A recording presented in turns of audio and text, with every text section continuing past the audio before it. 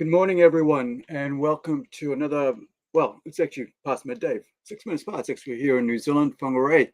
Welcome to the show, and hopefully, you guys are able to hear me and everything's good. Hugo, are you able to hear me? A bit of a Yeah, I check can hear there. you. Yeah. Are you able to hear me, bud? Yeah. Sounds fine. Hmm.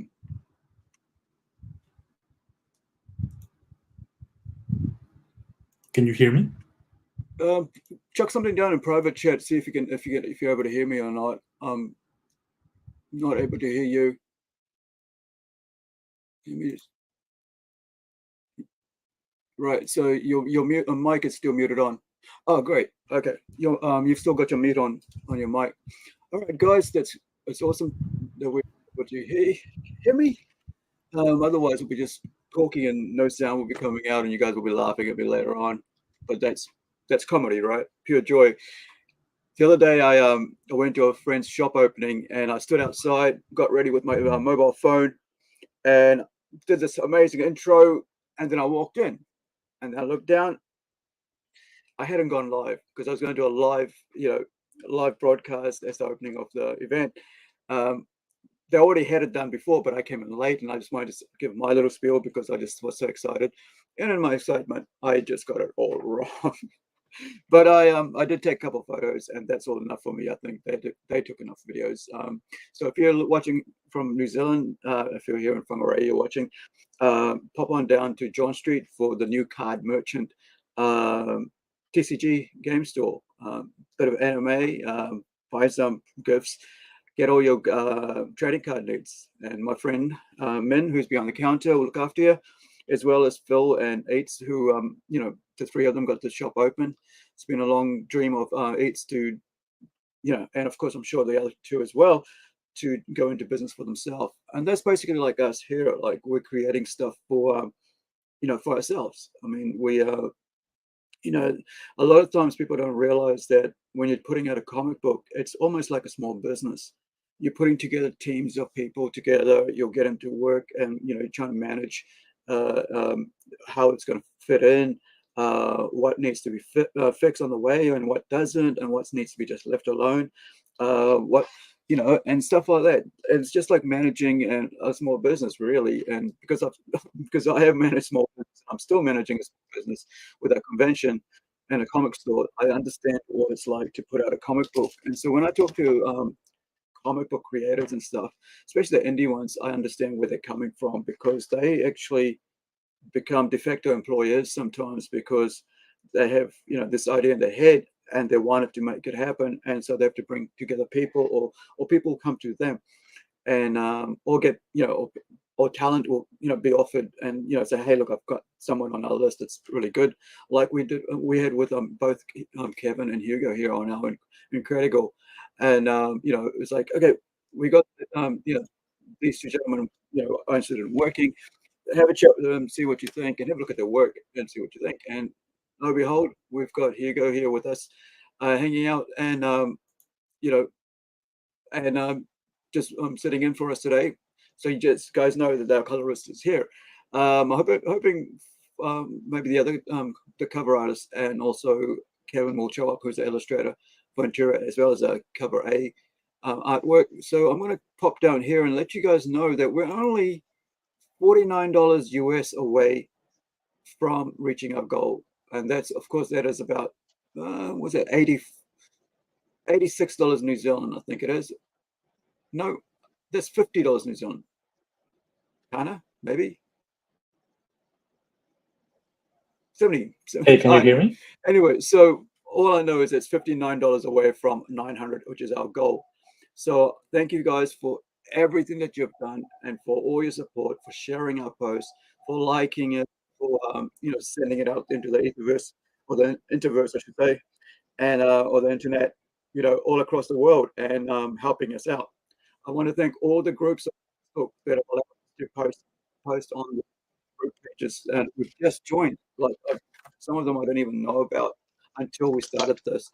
Also, our friends over in Australia, East SK, There's one of the gentlemen over there in Australia who's a letterer, and I think he does a bit more than that in the comics side of things in Kickstarter with the Australian crowd.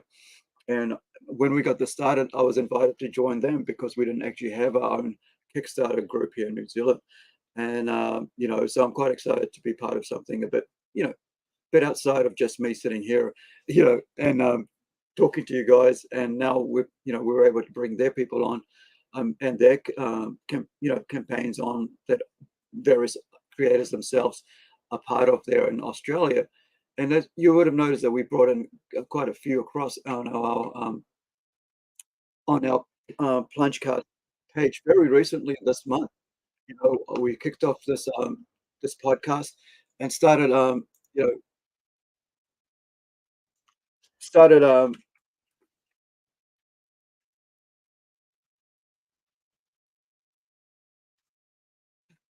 started interviewing them and saying, hey, you guys, get to know these guys as well. I mean, they're doing different things to us, but they're still creating comics. And so we get to, enjoy their work. We get to hear and share what they're about. And not only that, they get to share what our book's about to their followers and their backers, put in their newsletter. So it's kind of this network started very quickly for us. And I and I went out, I made sure that I went out of my way to get them on as quickly as I could and do as many podcasts as I could. Hey, there's Hugo, our colorist. So can you? Yeah, so good morning. Oh, I think it's good evening over there, right? And it's good afternoon here now as well. Yeah, it's 6:12. You might have to leave and then come back in, Hugo. Oh, you can hear That me? might help, because sometimes when you come in before, yeah. We'll see you soon. Okay. And here we go. Joining us is Mr. Comics himself, independent comics himself, Hawke Sanders. For those of you guys who don't know, this Hawke, who's been managing our Kickstarter. And yeah, man, it's $49. It's US $49. Aru, can you believe this? I was like, Hawke, I'm not able to hear you, man. I'm not sure what's going on. Let me see if it's my mic. How's that? How about now? Weird. How about now? How about now? Anything, Aru? Can you hear me? Oh, that's kind of odd. Now you're muted. I can't hear you.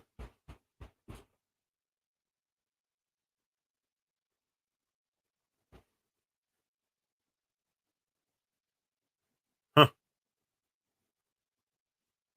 How odd.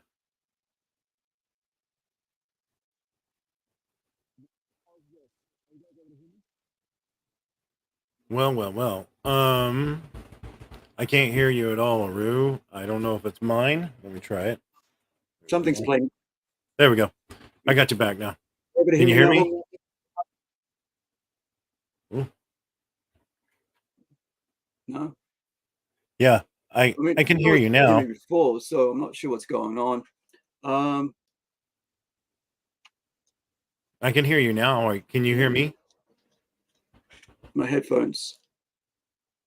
Give me a shout out if you're going to hear me. I can hear you. In the chat, guys.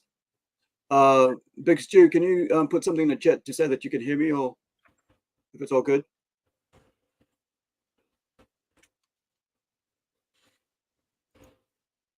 Okay, Hawke can hear me. Right. So Hawke can hear me, so I'm good. But I can't hear Hawke. That's kind of odd. Let me try and reconnect my mic. Yeah. Oh, you can hear both. I can hear both you. So why am I not able to hear Hawke? Let me just set up my thing here. Bear with me, guys. There's always something with computers, right? Let me see if I can get this right. Let's see. Let me get down to sound. Sounds good. So let's check. Yep, input, output. Well, I was muted. Now I'm unmuted. How about now, Aru? Can you hear me? Say something now, Hawke. I've got a lovely bunch of coconuts. Each one is standing in a row. I've got big ones, What is small that? ones, Let me just check. some the size of your head. Right. No? Headphones is on. All right, I'm going to check my settings. Um, Let's see. Camera resolution standard, USB. Let's take a look at that audio. sound. We have our mic. It says that I am picking up that just fine. Echo cancellation is on. New reduce mic noise.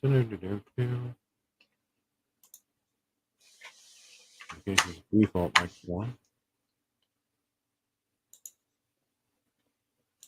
Let's try. Right. All right, let's try that one. How about now, Rue? Yeah. You can hear me now? I wonder why I'm not able to hear Hawke, but let me just check my side. Hawke, can you talk about the Incredi-Girl campaign while I figure something out? I can. I am trying to set it up. Can everyone hear me? We're having some difficulties here on this thing. But let me go back to my default mic. Hopefully this is clear for everybody. Okay. All right. So Hugo can hear me. Sorry. All right. Well, I think it's pretty awesome, guys. If you on this Incredi-Girl Kickstarter campaign, we have 28 backers. We are at $851. We're only $49 away from our goal. 49. It's awesome. It's amazing. It's really good stuff. I'm excited for this. We are almost there. I could bust out in another song, but if you heard my, I've got a bunch of lovely coconuts, then you probably will never want to hear me sing again. So I'm going to go in. We're going to take a look and see where we're at. Let's jump in there. Here we are. We're going to go take a look at at this. We are 94% complete. 94% complete. So that's an amazing set of things that just happened there. As of last night we were recording, and Big Stu jumped in for that red diamond tier. He threw in for a red diamond tier. Natalia Aquino, which I'm assuming is related to Hugo, has jumped in there and pledged $37 for an A and B poster coming out of this. George has pledged for a cover as well. Thank you, George. And Natalia, if I'm saying that correct. And of course, Big Stu for jumping in and knocking that out. And that puts us at 94%. We only have $49 to go with 70 hours left on the campaign. So it's gonna be we're down to the wire, and that is roughly just a few more subscribers on this, and we've got Incredi-Girl 1 funded, which is exciting. Hopefully we can get that done pretty quick, and move that forward. Okay. Awesome. So I'm checking out our feed as we have lots of comments. So with this, I'm pleased as punch. Awesome. I'm pleased as Yeah. Are you able to hear me now? Maru? Are you able to hear me now? Yes, I can hear you. Can you hear me?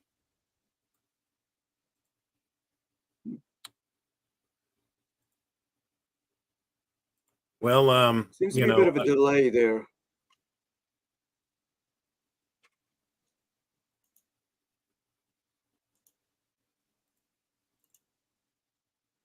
Okay. I think I might fix the echo. Are we good? How about now? Can you hear me, Aru? I think Aru might be having some. All right, I'm just going to pretend I can hear you. I tried to figure something out, but just not working here. But I was able to hear the silliness of the YouTube channel, right? But I couldn't hear you. Well, I'm going to ask Aru what he thinks. And by of that I where mean, guys, the fact we that are at. I had another window open where I could hear the YouTube.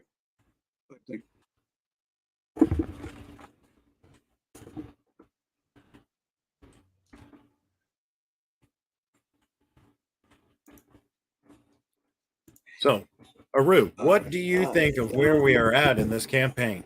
Let me leave and come back. Okay. All right. Then we're going to ask Hugo that. Hugo, what do you think of where we're at in this campaign?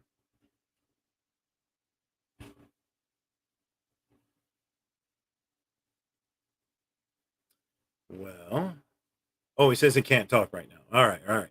Well, you know, I just wanted to thank everyone that's joined and was able to pledge to the campaign. I'm real excited as to where we're at. Hopefully, we'll have it all locked in. So, you know, and Aru, can you hear me now? Can you hear me? Hugo, can you hear me? Hello. I can hear you. Can you hear me? Hugo just saying. Yeah, I can hear you. Hugo, go for it. Hugo, how do you feel about where we're at in this campaign right now? I'm happy. It's coming down to the wire, but I believe we're gonna make it. It's my first Kickstarter campaign, so I'm happy to be a part of something that's gonna be most likely funded. So that's very exciting, and hopefully everybody that reads the book enjoys it as much as we enjoyed making it. So this backer that's most likely related to you. Oh yeah, that's my mom. That's your mother? Okay. Yeah. Thank you, Mrs. Aquino. We appreciate your support.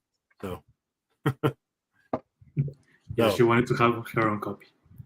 That's right. That's and you know, so I'm super happy. Love the work you've been doing, Hugo. It looks beautiful. Hopefully all that training with me was everything that put the polish on shine on all of your work. It really wasn't. He was already good before he ever got to me. Okay. So some of it. I still have some of your notes in my mind when I'm that you know, so that's where we're at there. So I'm so very pleased, very happy. We're just almost there. Aru, can you hear us, Aru? I can hear you, but I'm not sure if you can hear me. Yes, we can hear you. Yes, we can hear you. How do you feel about where we're at in this campaign right now? Well, I'm happy when I got this in my email today. Oh, check that out. Yeah, this is the latest work from, let me get over here to that so we can talk to Hugo about this. So this is going to adorn a poster that we've got here for Plunge Convention, but it's also I'm thinking of as a variant cover for our you know, for our net volume variant for number 2 or number 3. But I think we should give this away to our, you know, to our backers for free, right? Just as a digital download, right?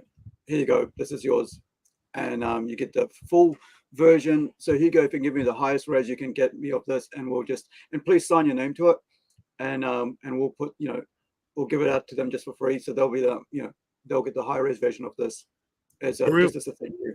Why don't we make that a stretch goal for just getting past the $900 mark? Once we hit $900 US dollars in the aim, this is free for all of our backers. How about that?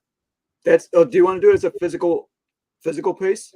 No, as a digital download, like you said, but it'll be free as soon as we hit the mark. Like we're gonna post a link, and you're gonna be able to get this image.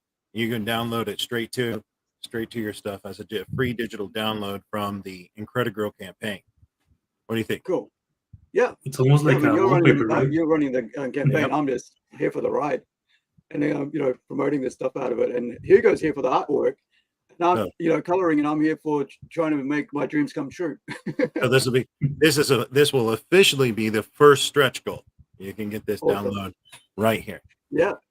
So another one that he put out today that I got in was, let me see if I can share this other one. Oh, before I finish this one. So this image was created because, as you know, some of you may not know, down here in New Zealand, in Whangarei, specifically in the North Line in Whangarei, in our city. Beautiful city, by the way. If you guys ever want to come down here, we've got the brand new Hundertwasser Museum.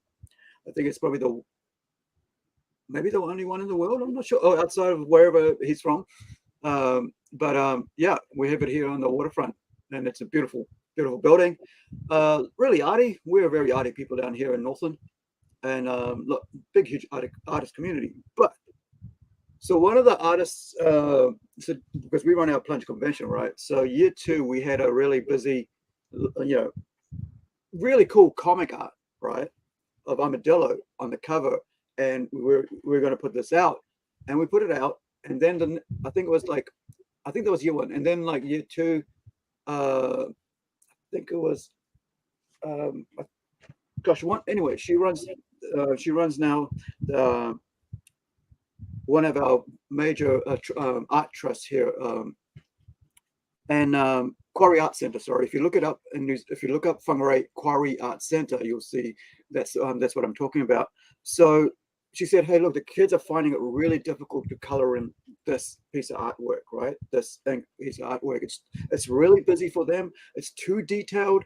It's great, cover art for comic books. That's what you want. You want to really, impactful." But she said, "Look, the kids, they're not able to do it." And so it began myself coming up with a design based on the Funko idea, the chibi idea that I love with animes and stuff and manga. And so we ended up doing this design and then saying the kids, they loved it. It was really cool. They had so much different ways of doing it. The coloring was always different, and the costume was always different colored. And also we got to do a couple others, right? Red Dot. We've got another series coming up called Black Birds that I'm working on right now. I did the 2 characters there as a chibi as well, and said, "Hey guys, you got a male and a female. You got a male and a female. Now you guys, if you're, whatever one you want to choose to do, here it is." And so we, that came to be. And so it was done for the plunge convention, and we've been using it for a while. We've used her as just with my flat colors on it. And just basically using it as like promotional piece, because she's the mascot of the convention because of that, because we used it so much for it. So with that in mind, we ended up getting a chibi done, like a 3D digital, that printed artwork done as well. So we did an STL file and said, "Hey, let's do this." And then we got a little couple of these done. And next year, right now, there's a piece about 6-inch, 7-inch that is being airbrushed by one of our other artists as an award piece that we're going to give away for free, because it was actually made for free in the intention of giving it away as a prize for free. So it's going to be amazing. It's got, we've got 3 people design, not actually 4 people work on this one piece of artwork, right? And this is what, we were talking about yesterday on our toys collecting and unboxing with Hugo, Big Stew, and as well as Ben Bristol. For those of you guys don't know, Hawke actually works. He'll be able to fill you in quickly later on about Hasbro, Mattel, and Lanyard toy designs. And so, he's quite really excited, keen on getting toys made for our character. But it's really interesting to see something like this. But and it's just 3D printed. But when you see artwork come up, let me just share this other piece that we've got coming that I just received this morning as well, and it's this piece here, right? And this is the latest colored artwork. Now I remember Max from Atrocity Press said, "Hey, look, when it's black and white, it doesn't feel as real as when it's in color," and he's right. When you see see the comic book, page that you wrote, that you scripted, that you came up with the idea of how people were going to be there, who's going to be in it, and then you send it over to your, to your illustrator, and he goes, let me get you up some, blue line work, and then on top of that, what do you think of this? And then comes back with the pencils, and I go, okay, let's see if I'll put the lettering in the right places and send it back, and then he'll come back as, okay, if he needs to move anything, or if he doesn't, I'm usually the one who tries to move stuff. And it's the logos and the moving of the bubbles that I work on, rather than try to move the artwork, because I think the artwork, you got to let the illustrator put his all into it. And but when you work as a team, you have all this talent pool, and you should be able to, and you should be smart enough and understanding enough to know that other people have more talents than you, right? I could have said, well, this is not how I want to see it. The first panel, no, I don't want. Not that I ever thought of it, but I'm just saying as an example. I could say, oh yeah, this is not how I want to do it. Oh, and also this other bit here, on the side there, I don't want that to. But when you have talented artists who can envision, like vision words, visualize words on a page like this, like you see with directors, right? When they bring that character to life, or an actor who puts his whole soul into that act, that character, that fictional character, or even sometimes when it's a biography, right? When it's a real person they got to play. So I just love the color work, and I just love the way this is all coming together. And I think, Hugo would be able to tell you more about this than I would. But like when I look at the pages, I just get blown away each time, guys. I just really do, and I get impressed. I just want to. I don't even, I want to chuck it onto the page and go, okay, let's see where the bubbles. How does it all look? Oh, this is great. Have it really enlarged and stuff. And most of these artwork that we're showing you now is sometimes low res, and that's just so I can get in my email. Of course, at the end of the time, we're going to have like Hugo's going to tell you that he's going to be sending like high res images to us, to me, to get it sorted.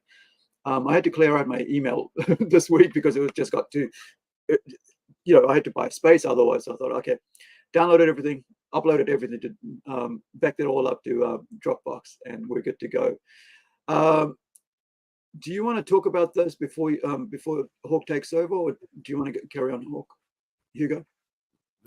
So it's so pretty, Hugo. I love this concept of this guy, with the orange sash on him, or actually, I think it's a girl, right, with the orange sash. It's a hoodie.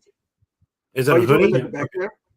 Yeah, then in the background there, on the second panel, this kind of concept of where they wear these visors and the eyes are blank, so you can't tell the eye color of the assailant. That's kind of a cool concept. I really like that. And this looks great, Hugo. Thank you. Yeah, I'm glad you guys enjoyed it. I want to see if I can bring it over, and so we can go a bit closer into it. How's that? Are you guys able to see that? What Hawke is talking about there? Do you want to continue with your comments there about the eyes? Yeah, I thought it's a really cool concept idea. That here you've got this force that's kind of invading, and when you ask, what do these characters look like? Oh, they were like 5'7", dark hair. What was their eye color? I don't know. Their eyes were white. Their eyes were just clear. There was no eyeballs in them. Oh, okay. Well, it kind of sounds like it's something made up. So having gear or tech that can kind of like, remove your cornea and all you see is just a white eyeball space. It's pretty cool. I like that idea. What page is this, Hugo? Can you repeat it? It got cut off. What page is this one? I'm trying to find it. So I believe it's page 5, maybe. Page 5? No, it's page 6. Page 6. Okay, so right. So what I'm going to do is I'm going to share the script, so you guys can see what was actually written there compared to what you're seeing, right?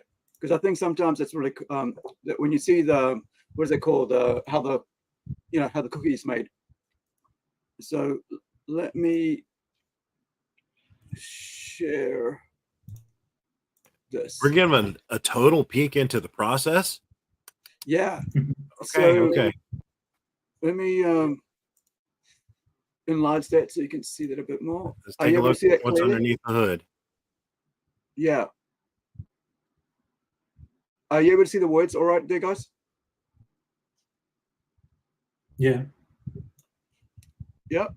Okay. Or do I need to enlarge it a bit more? Let me know. No, you're good. You're good. Okay. No, that's too much. All right. So let's bring it back down then. All right. Gotcha. Okay. So this is why I wanted to ask for what page we're on so I can show you this part. Right. So, you know, this is all that was given to as instruction because we'd already planned out how the place was the setting was going to be, right, for the scene. If you're watching a movie, right, how it was going to set, and so you've got this whole, you know, this is the dialogue at the top that we've only showed you the artwork, right? So that you saw, there's the first panel at the top, then you got the second one, and so on, and you got the third one, and you can see how, like, you know, from that, it's like there's not much description on the first panel at all, right? So it just says interior continued. That's what the INT is for, and the CONT dot is continued. You know, male to teen, right? Hush, is that all you worry about, right? That lady is throwing fireballs at everyone, and you're worried about not making your trials, right? And as you can see, the reason for that is because previously there's about soccer team he's trying to play for, or so on. And so then you got, you know, manager door with fireball blast, right? And you can see that when you saw the little, you know, with a hand on door, and then you've got this one here, another piece of just art, no text, and then you've got that there. So I like sharing this because a lot of times people forget how hard, and not how hard, but how much effort goes into getting a team to get to work on a single page comic book. Because when you're doing it yourself, you know how you got it all worked out in your head, you're going to plan and stuff, it's all good. But when you bring an artist and a colorist across, you know, I mean, especially when you bring a colorist across, it's just black and white. It's an open canvas. And because, like, I'll show you something here.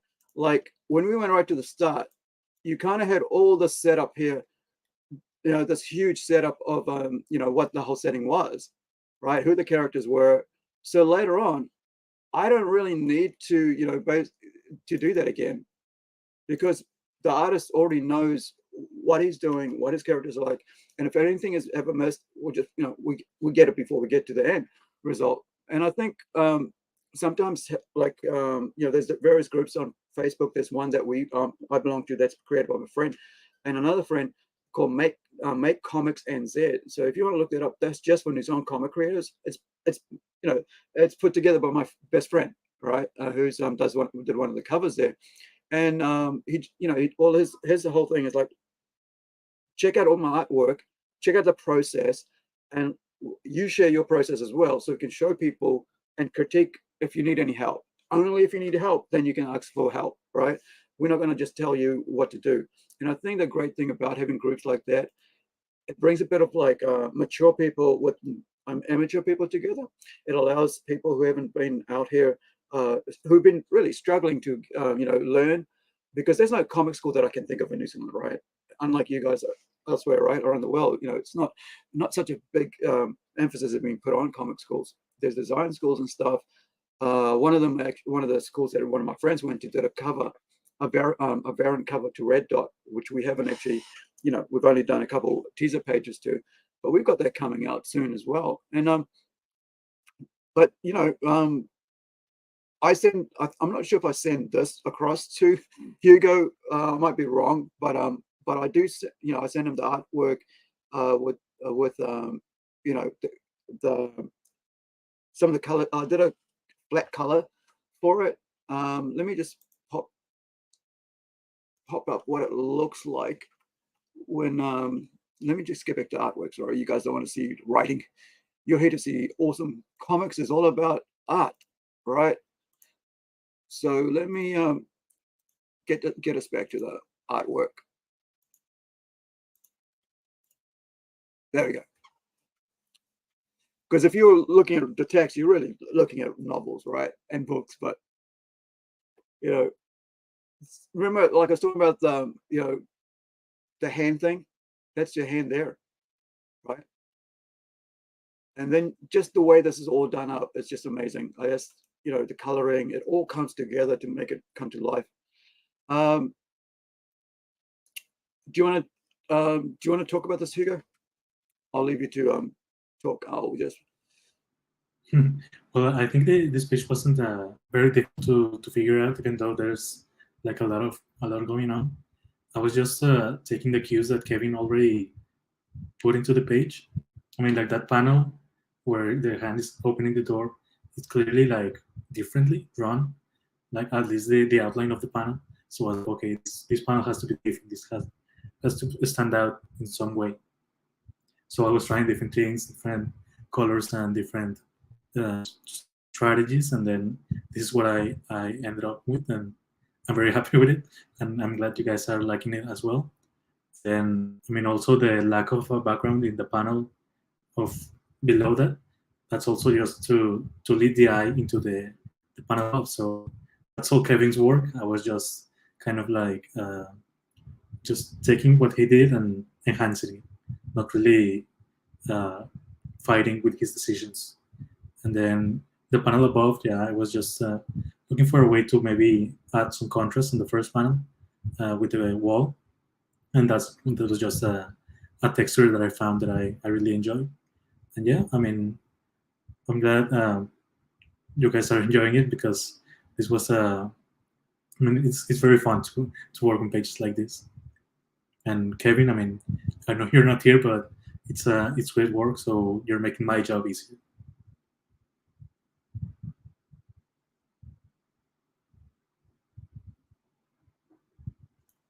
Hawke? You know, I'm loving where this is headed. I love where it's going. You know, I'm super pleased with how far we've gotten with this, and I'm so thankful for everyone that's backed this campaign. I know this is a Rue's baby. This is his project, you know, and I'm here to try and help him get it done. So you know, I'm just thrilled. I'm pleased as punch that we've gotten this far. Hugo is a great asset to this. You know, the colors on top of the these wonderful pencils, you know, makes a big difference. So I'm really thrilled that we've gotten this far. That this is wonderful setup. And obviously, it's a learning curve for us on Kickstarter campaigns, as we can see. And you know, we're gonna continue down that road, and hopefully we'll you know, hopefully we can get there, you know, and get this campaign and get it funded. So I think this is looking really nice. We talked a lot, Hugo, last night about that the page that what can you show that page, Aru? The one with the background, the red wash on it, the Oh, blood right. red Okay. sky. Let me just pop over to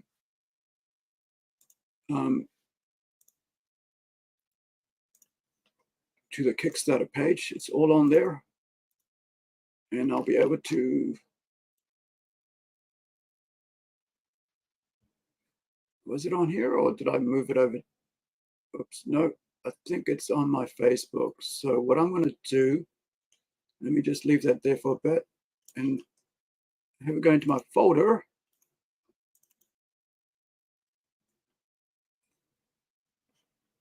Are you up? Yes, yes, you are. All right. And we shall present the artwork. Windows, there we go. And there she is. So when I was shown this, I was just blown away by this image. It's quite something else. I mean, you know, I wasn't expecting you to do this, you know, and the artwork that we've got on the campaign is pretty amazing. But when you turned in this, it wasn't anything what I expected. I was really blown away. Yeah. Yeah, Totally the blown red away, man. wash and in the black, I was like, oh man, that's impactful. You know, this is quite an image. You know, that you know, I think anybody would have probably taken and done something with the sky as more normal, as per sky. Yeah. But painting it in this blood wash on the back, it's very dramatic, very well done. So I was super Yeah. pleased with how that. I mean, here's me on my end going, okay, a cloud's got to be white and blue and all that. And then I get this and I'm like, it works. I'm not even, you know, no other thought. Cool. That was it. It was like, yeah, you know, like there was, because usually if somebody, you know, you're there going, and they'll go, yeah, I don't want it that way. Does that look like a cloud? But, you know, yeah, there was no qualms about why this should not be the way it is. It was just so good. You know, it's like, bam, in your face, and you'd go, why did he choose that? And then you go, he did a good job. And it's like, this works. Like the emphasis is on her. If you notice, it's on her. Like she's the centerpiece, right? There's a background in the back. You can see some blue, whatever, but like it's all on her. And I think this is just a great piece of work. And you got Nano down the bottom there, and you know it's just so. Let me just see if I can bring it down. And the other thing was this, all the shadowing that you did that wasn't actually in the original artwork. And I think, you know, this area here, this was not in the original artwork. For those of you guys who haven't seen the original work, you know, there was no shadowing and stuff, you know, and that sort of really, you know, really showed how good this piece really worked. Of course, and also, you know, like, let me just, let me grab back the actual piece that's from. Here we are. I have to switch between pages, guys. Just bear with me. Present. This is why you need a producer. Yeah. But I don't. This is awesome, though. Here we go. So, right. So you can see there. Let me bring this up there. I'm going to be right back, guys. Okay? Maybe no shadow, right? There's no shadow here on the actual illustration. And then when you see that shadow that comes across in color and everything, it's just, you know, impressive. You know, just love it. Tell me about this process, man. What made you decide to do red? Not that we all love it. There's no thing about, you know, questioning a decision, but I'd like to know the process. Like, you know, me sharing my writing, I want you to share about why, you know, why you decided to do that. Because I think sometimes a lot of people might, you know, go, oh, I don't think that's, you know, whatever, and they might not like it or whatever. But here you are taking a chance and go, yeah, you know what, I am going to do this, and you know, and let's, you know, see how it works, what they think, and yeah. Well, I mean, I love the color for a start. So every time I get an opportunity to use this color, like sort of red and pink, I try to put it into my books as much as I can. But also, it's just like, this is comics, right? So it's art. It's not really like movies. Movies are always like, the sky is blue, and the sky is blue because our sky is blue. So we need to recognize it. But if we're doing art, I think we can take more chances. Like, we can make the sky yellow, we can make it orange, we can make it red.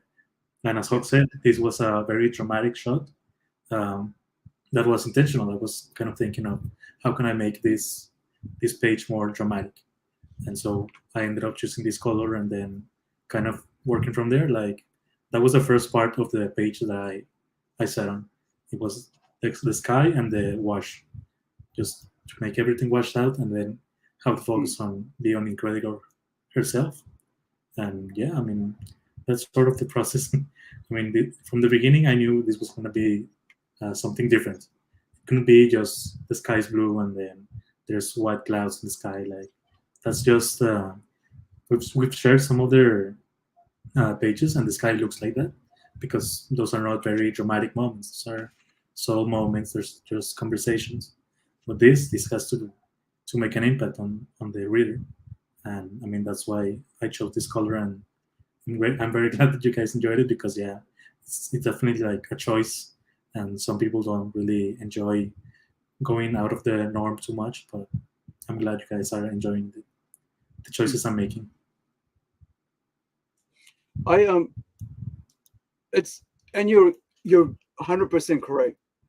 It's comics, it's art, and you know, that's what made it impress me, was the fact that, you know, taking that opportunity to just, you know, to do this, like the way you chose to do it is amazing. I think I'm just, you know, that's what I think why both Hawke and I got blown away by it because, you know, it was like, when we had a long discussion yesterday with our guests, you know, about it. It's like, yeah, there's not, this is the way it should be. Like, you know, there's no reason this should be any other color right now. You know, there's no way that this can be anything else apart from this. And it's just that page. It's just so impactful. There isn't, if I remember right, there isn't much text on this page. And so, you know, it's just, it'll grab you, you know, because I think that's the other thing about this. Let me just go down to the bottom of my script so I can see what's actually on there. Excuse me. Okay, I'm back. What did I miss? Right. So let me see what page. I love this. I love this. I kind of want a poster of this now at some point. You know what I mean? Yeah. Like I'd love to color this like again, you know, as kind of like a group shot of the characters and that kind of painting and that kind of blood saturated, you know, intensity. You know, I could definitely see that going that way. But maybe that's in the next campaign. We'll see. We got to get there. Yeah. First, I mean, right? we've got 6 more campaigns, right? There's 6 issues coming out. And talking about which, last night I received, let me share.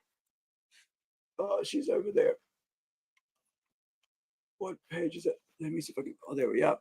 The reason I'm doing that, there's about 2 screens over here on my left, like facing that way, so I can't see it. So I've got to, you know, turn around. Hold on. Stop the process. Yeah. So we got. Hey, wait. We got something super important to cover right now. Hold on, Roo. Hold on. Is it what I think you're saying it is? It is what we think you're saying it is. We have just met goal. We're there, guys. 100%. We got it.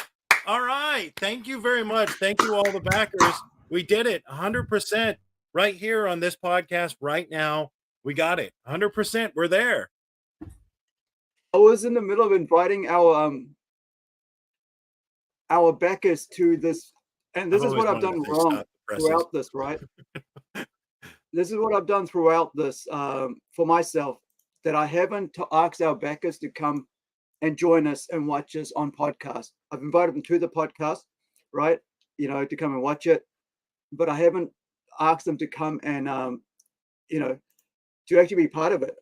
And so what I'm going to do here, and it's actually gone, let me see, where are we? We did it. Actually, Arud, that means every backer gets that digital download that we just talked about earlier, because we just now hit it in this podcast right here. We just got 100% right there.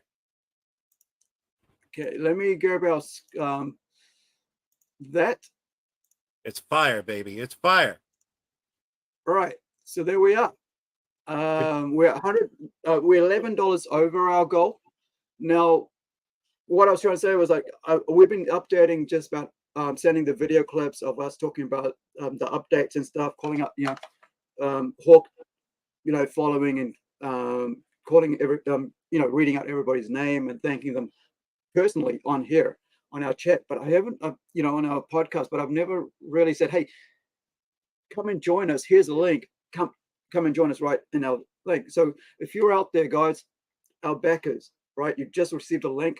Hopefully you saw it in your email. Click on it, come and join us, you know. Or if you're just watching, you know, thank you for watching and thank you for supporting us. And, you know, I was what is that called when you are like smoking on it, like waiting for it to tick over and, you know, for the to reach a goal. And I did it all night, right? And even this morning at 5 o'clock was lettering the I think page 14 and 15 of issue 2, right? So I was still there going, and then I got tired and was, I might as well go to sleep. But here we are. We've reached our goal. And we did it. We did it. We did it. Big Stu. Thank you, man. You're one of them. You know, I also want to call it John Del Roz, right? I interviewed him on, like, I think it was Monday or Sunday last week, or sometime this past week, right? And you can check out his interview. John Del Roz. He writes for Bounding Into Comics, but he's also a professional indie comic creator as well. Indie comic creator, as well as he does novels, like fictional stories, sci-fi and stuff, and romance stuff. And so yeah, he was on here. He brought in his whole Discord, posted out there and said, hey guys, come and check it out, I'm on here. And they came in and they, a couple of them put down some coin. And Stu came down, put it down yesterday. And of course, all our previous names, did you already, because I was trying to fix my headphones, did you already call those names out again, Hawke? I did. I called them out a little earlier in the show. So we've got all those names. I got several people. Oh, I'm getting congratulations on the phone here as it's blowing across the phone. So we're there. This is the time for celebration. Bust out the cake. While we're still live, you guys continue talking. I want to blast out some social media posts. So if I'll be watching in the background, and you guys can carry on talking. That's right. For anyone out there that was afraid we weren't going to make it, we're there. We're there. Now you can jump in and grab your copy of Incredi-Girl with confidence. We're over the line. Now we've got to create a book. We got to get it done. Well, actually, a book pretty much is done. Hugo's got all the work now, right? He's got lots of coloring to do. Yeah, I think I'll finish it by next week. Next week. Yeah. Another one right here on this podcast. You heard it right here. This book is going to be through colors by next week. Next week. We're on fire tonight. Fire. Yeah, this is awesome. Thank you guys, everybody who supported it. Thank you. Thank you, everybody. So grateful that we got this far. Thank you for Aru for seeing this through. This is his baby, his project. Obviously, we're not done. We've still got 69 hours to go. We got funded on the 69th hour. Huh. Interesting. This is PG friendly. Don't even smirk like that, guys. Come on now. Goal of USD target on Kickstarter. Okay. So I better mute myself. Hold on. So I'm very thankful. Again, thank you everybody for your pledge. Thank you for helping us get here. And this is number one in the Incredi-Girl series, the Gathering of the Five. This is we're excited to get this out, get it completed, and get it into your hands. I'm so excited. We're 100%. We're 100%. So this one is we're not quite done yet. We still have basically 3 days left, but we've hit goal right here on this campaign, on this show right now, and that's awesome. And we have a first. Hugo says next week he's probably going to be done with the colors on this book right here. So it's epic time. This is it. So we got to get a round of applause.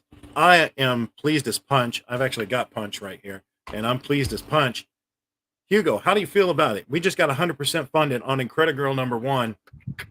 Tell me. Man, this is awesome. My first Kickstarter campaign, and it's funded. I can't wrap my head around it, honestly, just yet. Maybe tomorrow I'll have some more thoughts, but yeah, I mean, I'm just thankful for everybody that backed us up, and hopefully we can finish the book and tell our story. Yeah. Hugo, you're a winner. You're a winner. You won. Kevin, you're a winner. You won. Aru, tell us how you feel. Oh, the mic cut out. The mic is cut out, Aru. I am,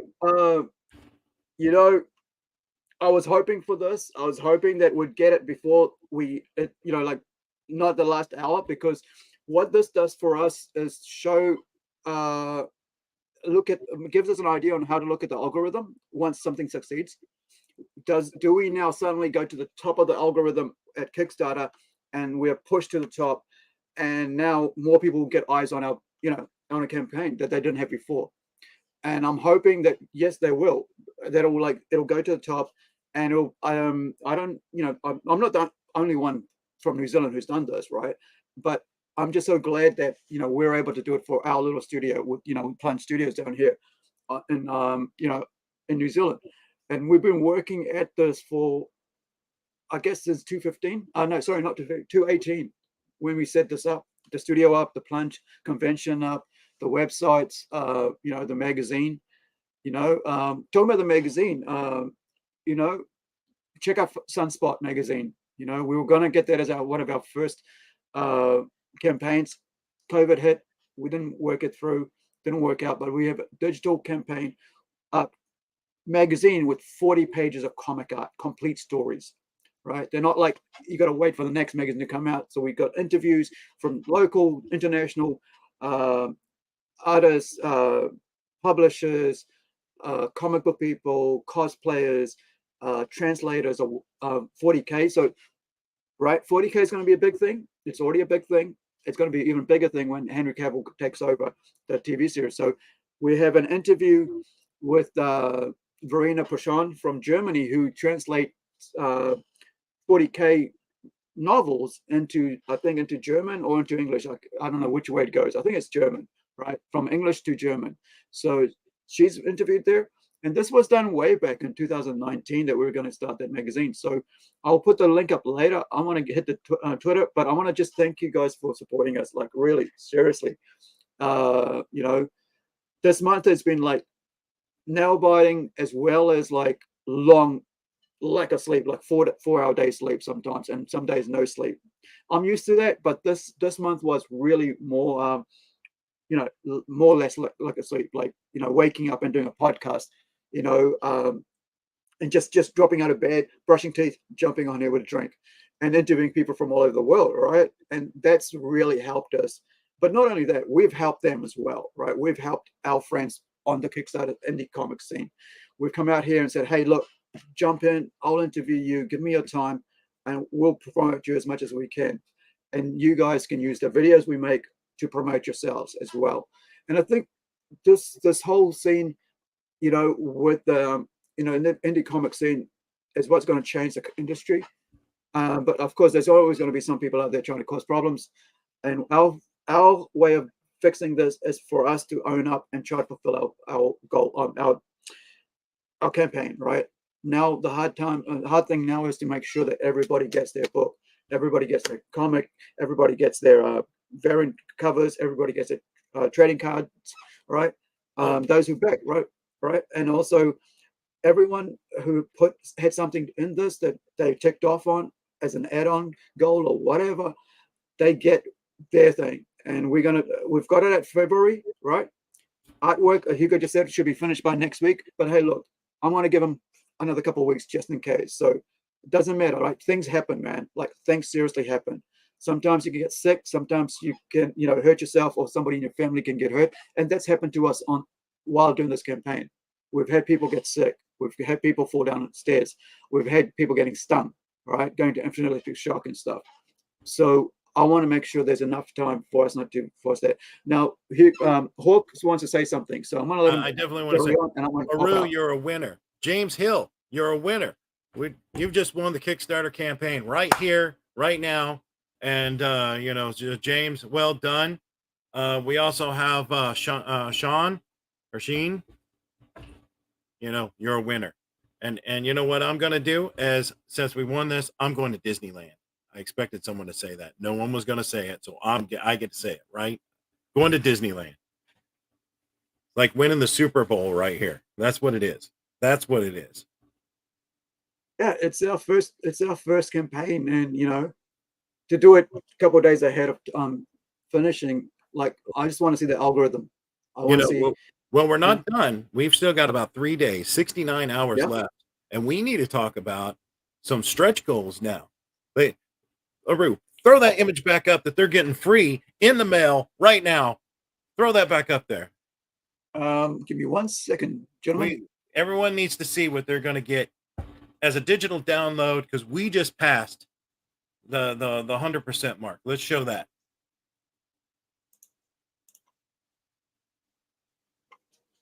There it is.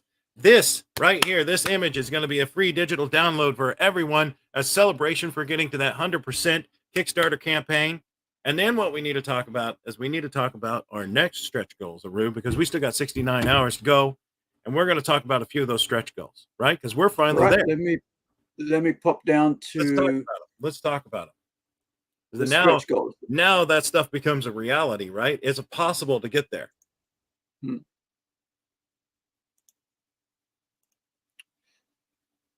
Present, share screen, and we're shared. So this is all the stretch goals, right? Ooh, that shirt looks pretty good. Yeah, I want the shirt, to be honest. I really do. I think you should just print me out and send one to me. Okay. Even if we don't reach our goal. Because like, look, I'm always wearing pop culture shirts. Like I have over 100 t-shirts with different stuff on it. Like seriously, like this, like right, 3 rows this wide, like about 1.5 meters. I think it's 1.2 meter wide of just t-shirts, and about 30 deep because I just wear t-shirts and long sleeves all the time. I've done it since I was a kid, since a teenager, and I love t-shirts. And man, you know, I designed the this t-shirt. Of course, it's the artwork there is by James Hill. by James Hill. James. Yeah, it's my colors, but it's James artwork. That's the Beastie brother himself. Yeah, you know, all our team should get one of these. All right. Anyway, so let's talk about those stretch goals because that one's at 4K. What do they got coming up next? 1,300 Incredi-Girl black and white poster free. We need something in between there, Aru, because we had 900 to 13. You know, yeah. We need something somewhere around the, somewhere around the, $1,000. 1,100, maybe 1,100. 1,150, Yeah, something like we that. need we need something around the $1,100, mark as a stretch goal for our wonderful people that have supported us. We've got to get them something out there during, around that point. I'm sure I can get Hugo to do something, or not Hugo, sorry. I'll probably get Hugo on it to do the coloring, but I have an idea that I had Hugo do for that we're going to do for issue 2, like a variant cover for issue 2, which was a tribute cover to my favorite X-Men cover of all time, and it's I think it's 251 Uncanny X-Men. That's with that's a purple black cover with Wolverine on the cross, right? He's hung out on the cross, on the X cross. And so I've asked Hugo to do a cover for issue 2. Maybe he can pop up a pencil, maybe, if he's got enough time. How about that? What if we do this as a freebie? And then, guys, chime in here if this is what you like. Those cards that we've seen before are pretty nice. We've got 3 cards in the making right now. What if we were to add a 4th card for free for those backers? Everyone I think I like that idea even better. Then I get to keep the cover for keep the cover for issue 2. Okay, that's right. You keep the cover for issue 2. Let me show off the covers. I mean, the art, the cards we're talking about. So everyone, we're going to update this campaign. We just talked about it right here. Hugo, you down for it? You down for adding a freebie at $1,100? Yeah. Okay, there it is. Done. I'm pulling an executive decision here. We're gonna throw in a free card at $1,100 stretch goal. We're gonna update this campaign, and Aru, bring me up those cards and let's show them what they're gonna get. There's gonna be a new card on top of the other 3 that you may have already pledged for. Okay? You know what? I know who it's gonna be. I think I know who it's gonna be too, because I'm thinking we've been keeping that character secret for this entire campaign, and that's right. You got it. And I think it's about time we've released her out, and it's only 2 hour. It'll be a digital download to our backers first, or do we do it as a trade card? And they don't know it until they get it. No, it's going to be a trade card, and they won't know it until they get it, because we want to keep the surprise and keep it for everyone, right? No one. Yeah. I'm the kind of guy, I don't like to spoil surprises. Yeah. Yeah, I mean, that's cool. I like that idea because I think there's got to be still some magic left. That's right. That's right. Still got to be some secrets left. We still got some magic in the hat, right? Yeah, so there's we talked about that yesterday about how we will never will, and I'm going to be held to task over this because it's on video and it's it's out there, that Nano's origin will never be, will allude to what his background is, but will never allude to or tell you how he came to be, right? Because his origin story, there will be no, how did Nano become this Nano, right? How does this character become this way? And so that's something I'm holding off forever, as long as I can, for the secret of the book, because we're creating a universe here, right? So I'm going to share some of our, let me just pop out of here. And so are we going to do that at 1100, or are we going to do that at 1050 and then do another one? We could do another one at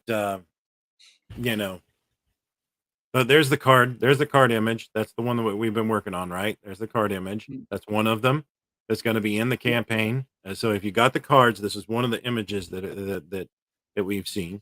So this is the Templeton twins. Okay, so who did Kevin do the art on this? Kevin did the art. Yeah, he did everything on this one. Okay, now, so Kevin did the colors. I designed it. I mocked it up for him, and I want to show you something on how I mock up stuff.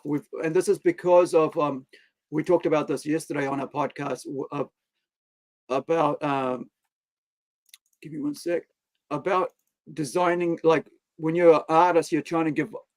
I mean, when you're when you're not an artist or an illustrator, and you try to let your artist know what you're thinking about, and what you are looking at, how it should be put out there, the setting, and so on. So I'm going to let you carry on talking, Hawke, while I find this, if that's okay. All right, so I'm just running a few things here since we're doing some things on the fly because we just got funded. We got funded. This is hot off the presses. Funded right here. So,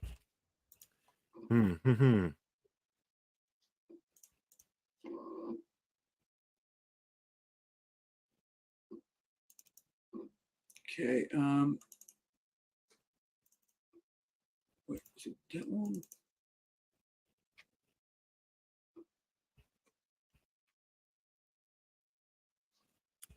So, all right, Aru, how about this? What do you think about this? Right, we're $900. We're $900 US now.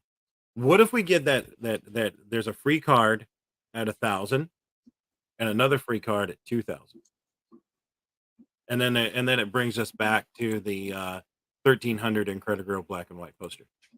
What do you think? Yeah. So two more cards. You can edit on the fly.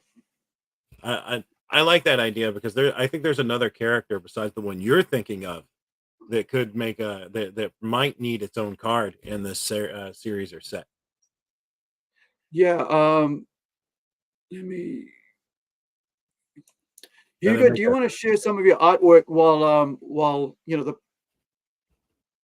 while Hawke talks about? Sets up the Kickstarter for the cards. Okay, so Hugo, are you okay with that? Doing one at 1,000 and another at 2,000.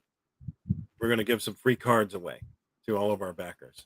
So all of those 30 people that have backed us, they're going to get some free cards for that. Okay, so there you go. I think that's going to be the final. I think we're going to give a free card away at 1,000. So we're a little ways away from that now. Right now we are at $911. So the next free card round would be basically $89 away. So we're only $89 away from the first stretch goal freebie, which will be a exclusive free card. And we're going to figure out which character we're going to do in that. Aru's thinking of someone. I know who he's thinking of. And then we're going to do another one at $1,200 of a free character, to add to that campaign, another card, and that'll turn your card set from 3 to 5. So if you're in on the card sets, that'll get you up to 5 cards for the of the Plunge Universe cards that that we'll be rolling out with.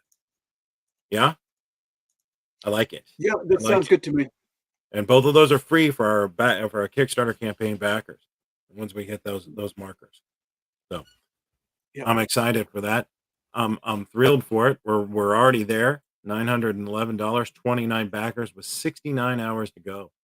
69. I better refresh this because it could have changed. Well, Yeah, it's been about an hour. Yeah. So I think we're about an hour. Thanks, Big Stu, for the congratulations from 1.21 gigawatts, comics and Yeah. toys and nostalgia. You can find him on the web as well as his shop in Borger, Texas, or Borger, Texas. He sells all kinds of goodies, toys, and he carries Rising Sun comics inside his thing, as well as Plunge Universe comics. He carries them right there, so you can catch all that goodness there at 1.20. Yeah. You know, it's been a pleasure having Stu join us on our toys collecting and unboxing, because we've started a podcast because I stopped buying mainstream comics and just started buying toys because I felt really, my toys don't tell me off. My comics tell me, mainstream comics tell me off, but my toys don't tell me off. They don't change. They love me no matter, what I think. And so I was trying to find my, and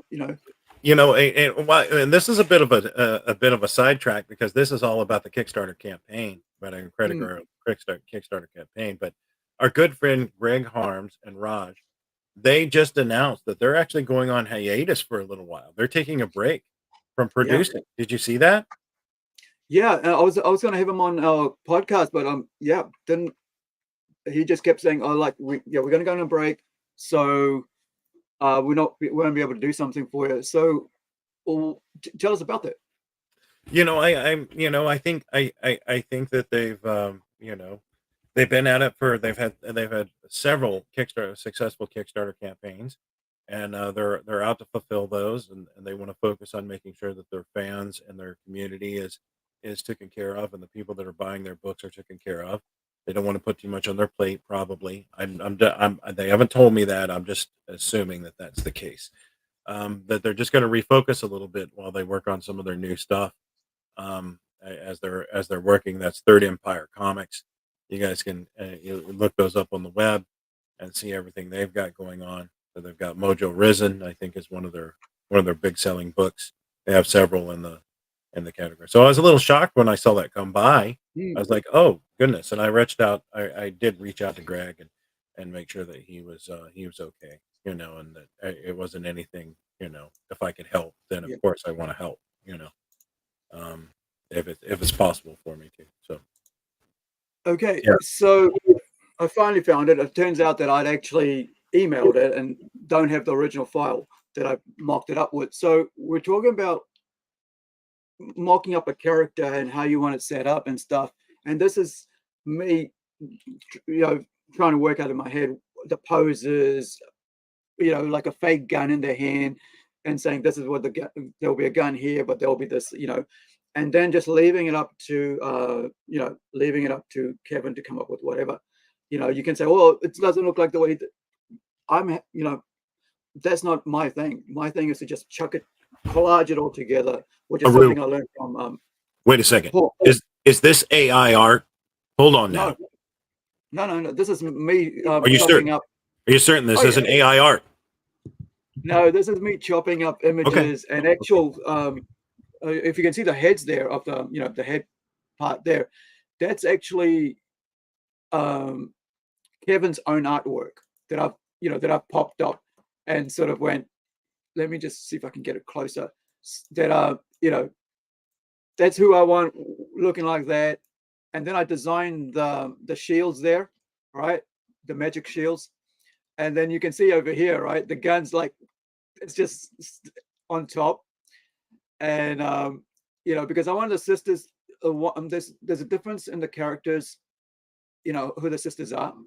So there's Mary and Martha, right? And they're the Templeton twins. And so you'll find that in this comic, especially in Incredi-Girl, there's a lot of twins.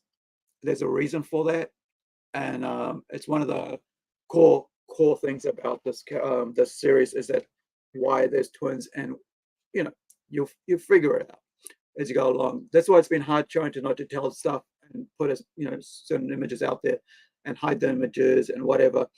But I want to share something really quick. Hopefully it's over here. So while he's looking So- for that, I'll Yeah. just talk real quick. This is a rough mock-up, so this isn't AI art. I know I was joking about that. I know there's a lot of stink about AI art right now. A lot of artists are not too happy about that. I understand why. Yeah, a lot of it's it's questionable as a moral compass as to whether or not that's right. But this is mocked up in Photoshop. It's kind of thrown together to get a concept across, in which may help the artist to know what to draw.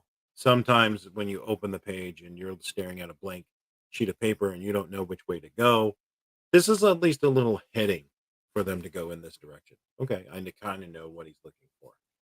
So, so it's a nice guidelines, of where to go. So, so I encourage anyone that's writing a story. This is a great way to go about it.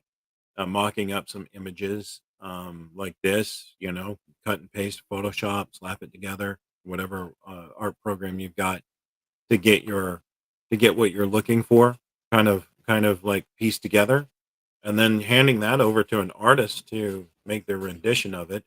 That's that's not Skynet's rendition, but an artist rendition, Yeah. of the whole thing. Yeah, so like I was saying, the shields, I actually designed the shields, the patterns, so that it'll be like part of the character forever, right? So there are there's a lot of like these patterning, like in Magic, there's always like, you have all these cool designs and stuff, and I watch a lot of Magic and SAK, as those of us who watch a lot of anime and manga and stuff, another world where there's magic happens and stuff. So I wanted to do a really cool design that we could use over and over again, as as a magic shield kind of thing, because these girls, the idea is that the gun's there for combat and the shield's there to protect, right? So um, it kind of brings that that whole fantasy element to the superhero genre for our comic book. So there's a lot of things happening. We introduced quite a few characters in this, and the Temple Twins are one of them, right? The set of twins are one of those characters. I'm not sure where I've taken in the next issue, but it's a setup for their own book in time, or it's a setup for maybe a backup story somewhere, a couple pages. But we have a comic book for mature readers coming out called Templeton Twins, Templeton Rise and Fall, as well as Templeton Torn, and we're halfway through that comic book right now. James Hill, as you saw his artwork before, he did covers for us, and he's been doing covers all over the place for us because he's a great artist, and it's awesome. And but he's got his own book, and so that book's been delayed because of us getting his cover artwork done and stuff. And so I'm really grateful for James being able to just go, stop, change, go back, stop, change, go back. And I just love to see the work that comes in. It's a horror supernatural book for mature readers, right? For adults, right, guys? For grown-ups, maybe M15 and 6. I think it's M16 here in New Zealand. So anyone, excuse me, over that age is able to read it and so on. And it's going to be, once it's ready, all the artwork's done, Illustrator will get, I'm not sure if Hugo wants to jump on that one, but because he's already going to have issue 2 of Incredi-Girl ready to work on as soon as this is, he finishes in issue 1. But yeah, so let us get back to our page and let's see if there's any changes. Obviously, we're probably going to take that to Kickstarter as well. Oh, right? yeah, definitely. But it's not going to be, we're going to make sure that this campaign is filled first before we go to the next step. We're definitely going to slow things down a little bit, make sure that this gets done as quickly as we can, get it to you, get it shipped to you. We're going to try and keep you updated in the in the messages. I'm putting a Rue in charge of that. He's going to make sure Yeah. that he communicates with you guys. Yeah, I'm going to keep you guys updated because look, we didn't want to get this book out there until we had like at least halfway, a bit of work done on issue 2, so that we can share and say, hey, look, we're here for the long haul. Like, this is not just get one and win and then leave, with the money and so on. This is just, this is setting up for our entire universe, the Plunge universe, right? Which has like about 6-7 books in it. And so, and I mean title series in it. So like each one of those books are 3 to 6 issues each, right? So we're going to be busy for the next couple of years. And not only that, I have a few more new titles that we're going to add to it. Like I mentioned there, like the Blackbirds, right? It's my own version of Batman and Robin kind of takeoff. Another. All our characters I like to base in New Zealand because that's what I love. That's what I love, and that's who I. That's part of my. Part of me since I was a 7-year-old kid. Since I came over here, and it's like my home, and I'm proud of my home, and I want to bring, eyeballs to my city, and Incredi-Girl lives here, right? She lives in New Zealand. She lives here in Whangarei. That's her home. And and then you got Blackbirds, which is a super sci-fi advanced state with self-driving cars and all that stuff. And then I think Hugo needs his own book. Hugo needs his own book. Yeah, but he's gonna be coloring for a while, so we might get him to do covers. But I mean, I would like to get him on board, so maybe he might have a go at one of the other titles. But yeah, man, we also have Robot Nation coming up soon. Oh yeah, let me share Robot Nation. It's such a cool little Robot Nation is a dual story short comic book series of like 12-page and 16-page stuck together complete stories, and you get to read 2 stories, complete stories with 2 different settings, and it's just such a joy to be able to work with such a talented artist to bring out some amazing, work. Let me just pop this up so you guys can see this work, and then I'll also put up Bobo as well, which is kind of a bit of fun thing yesterday, wasn't that? Do you want to talk about that? You mean Bobo? Yeah. Well, that's kind of a nickname that my friend Ben has been given, is Bobo. So whenever it popped up, we're working on a series called Bobo, and that it's actually a skit series, but so yeah. So this one here is the title. What is that called? The title story, right? And it's called Robot Nation. So this is by Francisco Conte. Yeah, I think he's out of Spain. I haven't really. Yeah, I believe he is, and he's starting the next pass on it, isn't he? Isn't he starting the next book? Yeah, he's doing the second story now. So this is Robot Nation. Sorry, I should just get the word right. And the deal here is that these are short stories as part of like an anthology series. So rather than being one huge book, which probably like over time will be, as a trade paperback, but for the current time being, we're basically releasing these as a 2-story comic book, right? And so each short story, like this one here, is it's Robot Nation is a title, so it's all about robots. And the idea here is this started way before Love, Death, and Robots. This was like maybe 2009, 2010 when I did this story, right? Sorry, no, there was another one. There was a Pragbot, which is going to be in issue 2, hopefully, or issue 3. It's quite a big book, that one. But yeah, so Robot Nation, right, is the name of the series. 2 stories, a 12-page and a 16-page complete story, right? And I'm thinking, like, because these are short stories, we could actually later on bring someone in to write or branch off into longer stories, right? Into a series like a one-shot or maybe a graphic novel, 90-page, 40-page, whatever, to more expand on the story. But you don't have to read any of that. You can just read the story and become part of this life. So this one here is about a young couple, right, who's been out, away having a holiday, and then come back and things happen. Now, the other one here is that we have. Beautiful artwork, right? Beautiful It's artwork. yeah, No, it's Bobo. This one's so this is Robot Nation. Karen. no, Francisco. No, Francisco. Francisco and Hugo have both worked with me on CTE. So if you've ever wondered about this, some of this artwork has been seen. You know, you can catch some of their work there as well. With Rising Sun, is that they've worked on Cover the Enemy at different points. So. Yeah. So this is the second story.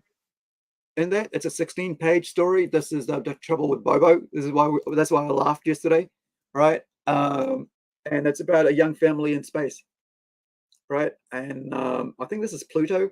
Maybe they're coming into land on Pluto. It's such, it's just such a joy, like having to, get such great work. And this one really reminds me of my 2000 AD comics when I was a kid growing up, right? And, now, is Francisco doing this one too? With the whole Robot Nation stuff, like 2000 AD, and I mean by Judge Dredd, right? Featuring Judge Dredd. So I didn't even think about it. The fact that I'm writing this story and doing this work and then realizing that this goes back to my childhood when I was a 7-8-year-old kid living in Morewa, a little town up north, right? And a couple thousand people, and it's just being able to like bring this and make it a part of myself as well, like my childhood, and offer, like just, it's just such a joy. Like if you've ever seen a 2080 comic book, right? Let me get that off Hugo's face. 2080 comic book, you see the European art style, the English art style, the amazing detail that they put in, right? And it's just so cool. I can't show you much more from these works because they're short stories. So any page you give up, you show might give up the story and be a huge major spoiler. But look at the detail. It's just such a. This is where they come into land, and there's Franco Conti signature. It's just, and I said to him, I'd love to have this as a, this here as a cover art. It's just so impactful. And he's like a rock star, That's yeah. I expect to hear him trashing hotel rooms and all kinds of crazy nonsense next. Yeah, but. I've got him for we had him actually come in to work on something else, but he, we were in discussions with him, realized that that's not his passion. So I thought, okay, you know what? Maybe I'll change something. And I actually hadn't written, like Robot Nation hadn't even been completed the script. And I offered it to him and he goes, yeah, And I want to talk about that, Aru, while we're talking about that, right? Because I said the same thing to Hugo whenever he came in. And I said the same thing to everybody whenever they came in. And as editor and on this, I want you to be passionate about what you're working on. I want you to be enthralled with it. I want your best work possible that you can give me. Yes, we have to train. Yes, you need to know the process. Yes, if you're untrained, I have to train you. That is, that's a lot of times what happens is that we have to train. But I want you to work on the stuff that you're really interested in, that you really are passionate about. So I always ask that question, and I tell my editors to do the same thing. Please ask them what they want to work on. Try and find out what they're really passionate about, because you're going to get better artwork out of them. They're going to be more engaged. Yeah. They're going to be happier about what they're doing. They're going to stick with the process. They're going to hold to. So and I think that was part of Francisco. We found out that he didn't really care for what we had him on, and he was more interested in sci-fi and like all of that stuff. So here he is, and moving him over to this kind of series and book, and you can see he just excels. It's just like he probably did this all in one pass, I'm guessing. Yeah, it's just a joy. Like that's it. Like if you really enjoy something, you will put 100,000% into it. Right? If you're passionate about something, you will put every ounce of your energy into it. You won't worry about sleepless nights. You won't worry about not getting having to give up something else to do it, right? and this is the thing, like if you find that one artist that you gel with, you want to keep them around forever, because then you're going to say, I need to create some more stuff to actually give it to. And I've been doing that. Like this is like the second story, but I actually had to remove another story to give him this story, because we had another one called it just started getting bigger and bigger. And like I mentioned, Pragbot is friggin' graphic novel, like 90 page. And then I was doing and out of that came out Temple. I think it was, gosh, this robot retrieval company or something like that, cyber group. And out of that, I was able to give this husband and wife team of characters, and I was like, this is getting bigger and bigger. So you know what? Well, Not now. That was the same Not now. situation. Let's give him this one. Sorry. That was the same situation with James Hill, wasn't it? James, whenever James came in, he wanted to, I had him on a different project, and he really wasn't into that. That's not really where his wheelhouse was at. But he really liked kind of more, more darker things he wanted to work on. So, getting him to the right spot so that he could really sing and go for it. I had him on I had him working on a series that I don't know will ever come out, and it's a terrible, terrible thing, but he was working on it for quite a while. We had finished 5 books. I think we finished 5 books before it crumbled to pieces. But who knows? Maybe it'll come back. Maybe you'll get to see some of that early work. That's kind of a tragedy in this whole thing. It usually doesn't happen too often, but when it does, for 5 books just to push them off, and it's not good. But so this is Templeton, right? So this is the one we're talking about here, that we had to get him to stop working so he could go in and do the covers. But this is his book. Like, it's a 6-issue series, miniseries. This is like, we've already written a second graphic novel. We've already written one that comes after this, and actually got the artwork with Constantino Petrosalis out there in over there in Estonia. So he's in the digital.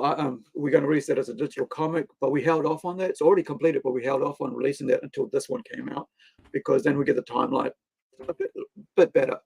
So this is Templeton Rise and Fall, and he really is enjoying himself on this work. You can see it. It's just such a cool the detail work, just like let me just pop over to just the amount of detail work that goes into this. This is just the pencils, right? Just like Francisco, it's just, and this is just one panel, by the way, guys. This is not a page. This is just a panel. I just wanted to show you the panel, right? The detail that goes into the panel here, and just the way, the depth, the feel, as they say. There's the background at the back there. You can see the wall, and it's coming towards you. The character in the front is, in different stages, and it's just, we're working with some really, really great quality artists, and colorists, right? And and I'm trying to bring my A game, and the cool thing about this is that, like, all of these stories that I started doing, apart from Incredi-Girl, were written as short films or as films, right? Film scripts. And so this was written as a film script. But then it's kind of like a homage to Hellblazer, because I love Hellblazer, John Constantine. But then I just went, that's not something I want. I want to do something original and creative, and that's how we ended up with, with Templeton coming forth. Speaking of great talent, Greg Harms just popped in and gave us a like on that right there. We've, if he wasn't so busy on his own books, I'd say he's got to come over and get some Rising Sun, so we can get him hooked up on this side, him and Raj. But is Greg a artist, or is he a writer? He's a penciler and an inker, and maybe he could come and hang out and maybe do some shorts for us. That about 12 pages or something. Well, there's always a cross pollination there. You're gonna have to see how busy he is, But Scotty Watson is back in the roundup. He's getting back on pencils. I've been talking to Scotty for a little bit now. That's a Red-Handed Studios. he's ready to jump back into the game. He's got me working on a couple things that'll get him back into the game and moving again. So he's been working on a few things for Rising Sun overall. Rising Sun has a lot of talent. We got a lot of people working with us. I mean, since we're talking about Rising Sun, why don't we pop Rising Sun on the screen so people understand, get understanding of what we're talking about without, without not seeing that what we're talking about. So take it away. Actually, let's go to the shop. Let's go to the shop. These scrollers are wonderful. And here's one done by Bert. This one right here, Alexa and Ruthless. This one hasn't taken off yet, but this is a really good story. This is a very sci-fi, kind of steampunk element that by Bert Vick. I expected that one to kind of catch fire and roll, and it would be one that everyone really excited about, but it hasn't really hit there yet. Maybe the process here is to actually get these guys on the podcast talking. We'll get them on. We'll get them on. We're gonna get Bert on. Just because your work is out there, and I've realized this, just because your work is out there, right? Just because your work is out there doesn't mean everybody knows about it. That's right. Right. That's right. But you need to front up to your books. If you've got some work out there, you need to front up to it, and you need to get on to podcasts and start talking about it. You need to get out of like the comic book side of things and into the mainstream like discussions and stuff, which is a podcast, right? We'll get Bert on here. We're their publisher. Yeah. Rising Sun's their publisher, so we'll get them on here and we're going to talk about it. We're going to talk about it. Talk about it as it goes. We're going to get. We can get all of these people on here and discuss. Catalina is another one that's going on. Grafendeer. These are all books that come out by Rising Sun. There's so many people that have jumped in. So here you can see that we have a ton of books. You can go on and order them straight off of our website. You can go to the stores in which we're located at and pick them up there. You can kind of jump in. This one by Wayne Sanders. He's done quite a bit. I believe most of his are black and white, but they're good stories. Alexa and Ruthless is there's number one. This is a steampunk. Yeah. So this is a great book. I mean, the artwork on this is magic. Oh yeah, it's absolutely gorgeous. I need, these guys need to reach out. I think I'll get Bert. Bert's been trying to call me a little bit, so we get him on there. Bert Vick, we're gonna get him on here. We're gonna chat it up. If there's, if these great books are out there, it's going to just sit there until somebody knows about it, right? Until somebody starts talking about it. And so why not come on here and talk about it? So here's the thing. So each year for the last 5 years, we've been doing Plunge Convention. It takes 3 years, almost like 3 to 4 months out of my life each year. So next year I decided to take a break, and I decided, I'm going to just take a year off. And 18 months or 15 months off, and just concentrate on doing this, and just letting people know what's out there in the indie comic scene, right?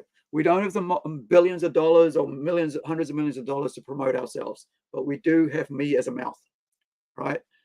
Talking about it, interviewing people, getting to know people, bringing these artists and writers and creators to you, to the audience there on YouTube, and you guys can then share that link out to everybody.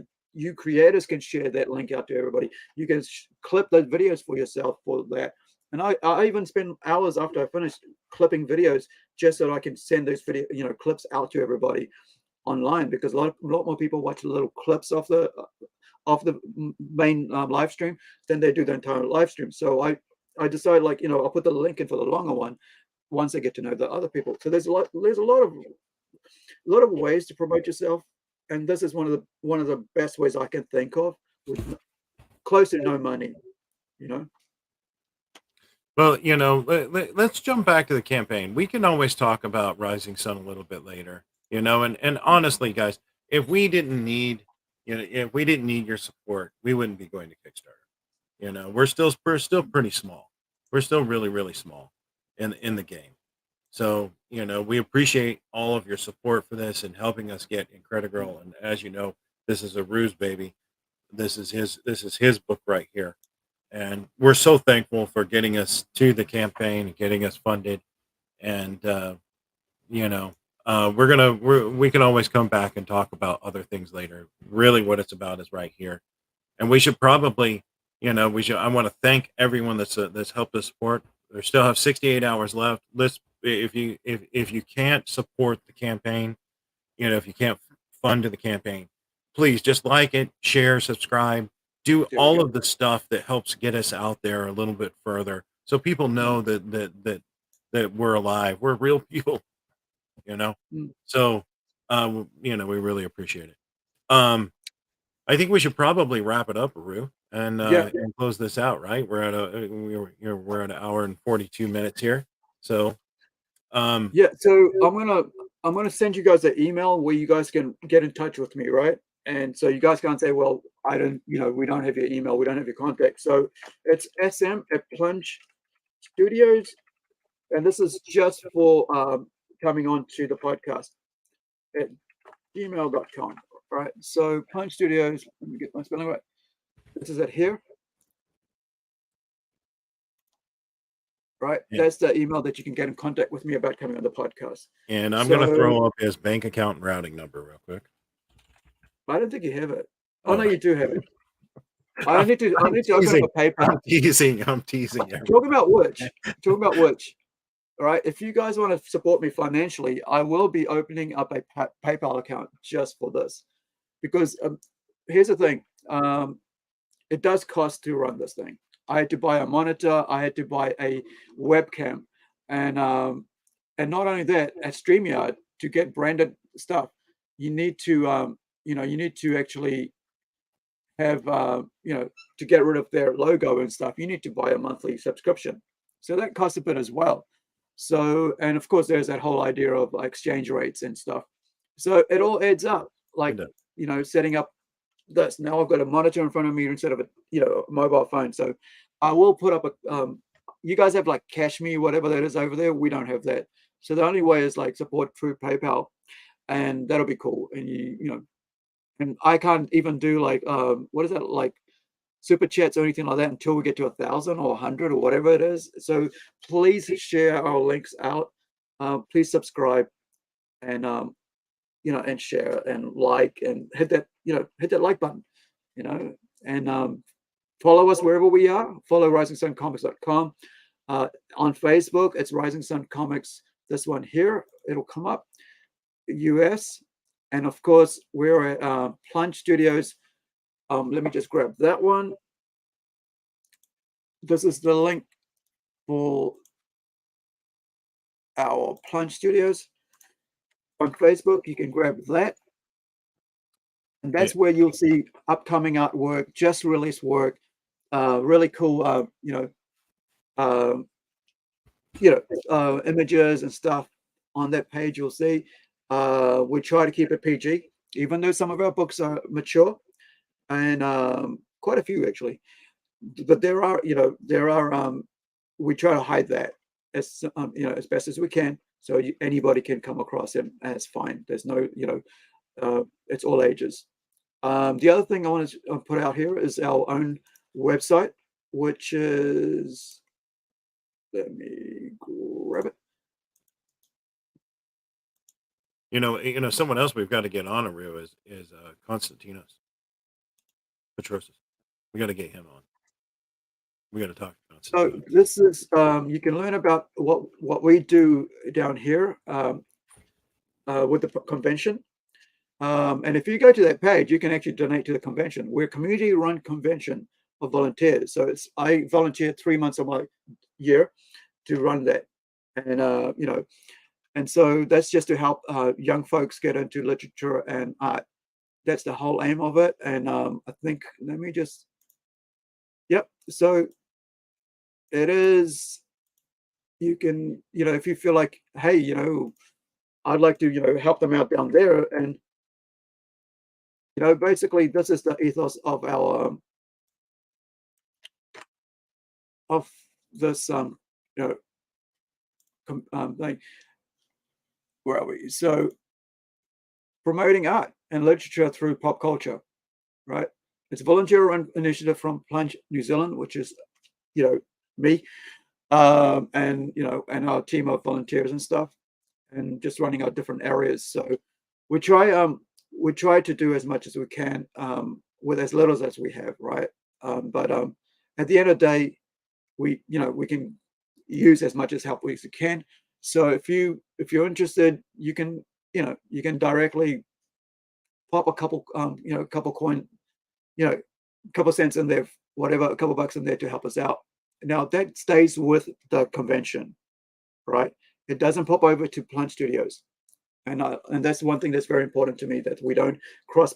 Even though the company is Plunge Enterprises, that each has their own money, each has their own little area that they take care of. There's no, so if I'm using here, if I'm promoting something, the comic book, the money that for the comic book goes to the comic book, right, studio, and doesn't go over to Plunge Convention. So it is hard work. We've been doing it for 5 years. We've got another one coming up on September 16th. This is the first time we've moved out of our city, and we're moving up north, which is like about an hour and a half drive up north, maybe even 2, depending how slow you go. But yeah, so we're there now. I'm just going to pop up the screen so you guys can actually see, what I mean by what we do there. And it's like such a, you don't know what the achievements you've made when you're in the thick of it, right? But when you're out here doing the work, and it's you don't see the fruit of it right away, but you get to see the fruit later on over time. And through what we've done with Plunge and just making networking and connecting people, we've been able to bring a whole new podcast got started just for New Zealand artists, right? Profit, a lot of money was put into it by a couple of friends of mine, right, who met through Plunge, right? They're called Northland Artists Conversations, right? And so that's Mike and Andrew and a couple of others over there. Not Mike, sorry, Mark and Andrew. And they have a Patreon for that. So I'm going to share their page as well, so you guys can actually do that, because I think this is me giving back to our community as much as possible, because they're doing the same thing. And we're on, I think if you see some good things happening in your community, especially in things that you're passionate about, right, it's worthwhile getting on board and supporting that, no matter whether it's the same thing as you, or if it isn't, or if it's nothing that you're passionate about but somebody else is. This is their page here, right? And I'll bring up, and we're finishing here. We've got about another 10 minutes. I want to close off in about 10 minutes, Hawke, if that's okay. And I'll just share some of these ones out here. So let me see if we've got a clip here. And I just want to let you know that I was one of the first ones on there. I mean, not the first ones, but I was asked to be the first one, but I missed out being the first. But these guys are amazing. They really are awesome. And let me just switch over to their page. Give me one sec.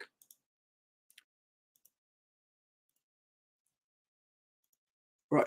So this is them here. So let me get rid of that one. So these are all the interviews they've done, right? And it's a very, think of Joe Rogan, right? That sort of setup and everything. They built a studio, and they, spent all the money and stuff. And that's Mark there. And that's your friend there, your mate, who's talking right now over the top of all this. Let me see if it'll come up. Right, that's these guys here, and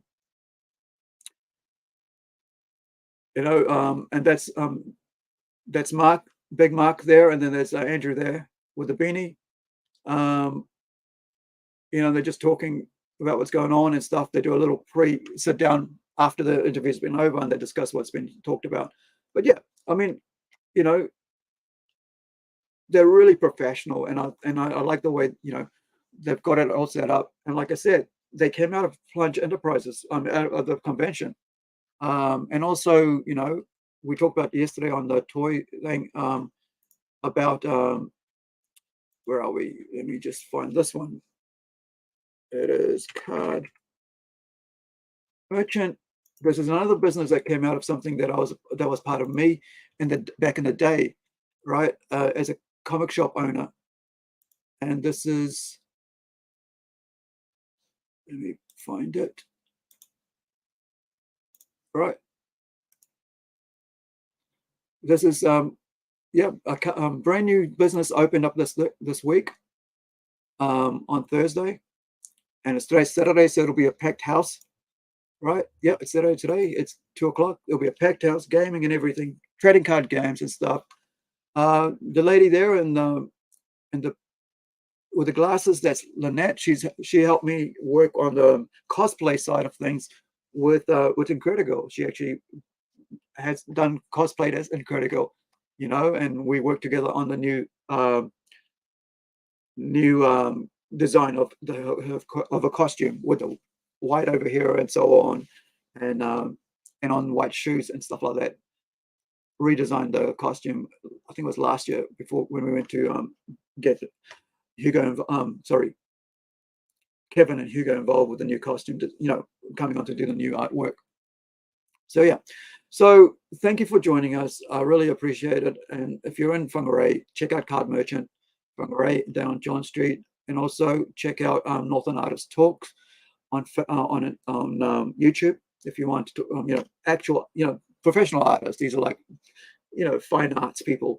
And of course, join us here, join us together with us, and as we talk to indie creators, comic book creators, artists, writers, creatives, original work.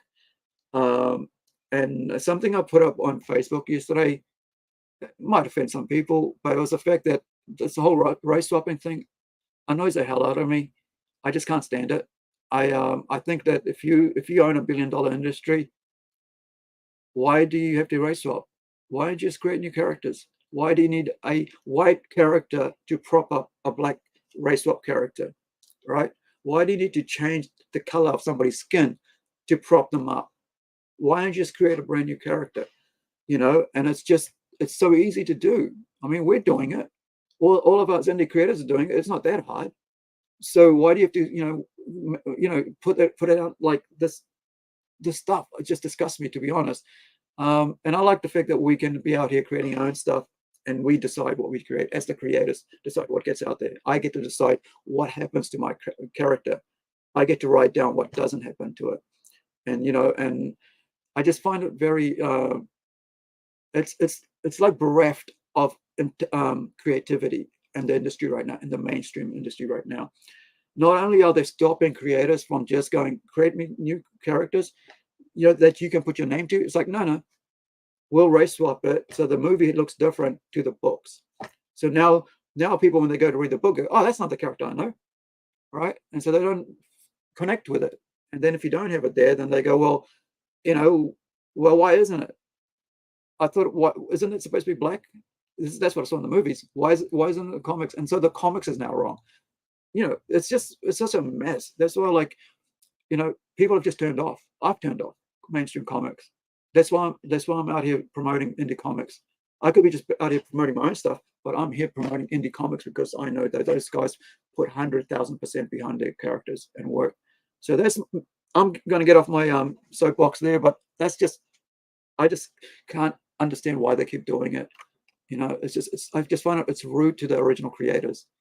Imagine someone came up and decided to make Incredi-Girl Indian, right? I'll be like so offended. It's like, that wasn't created.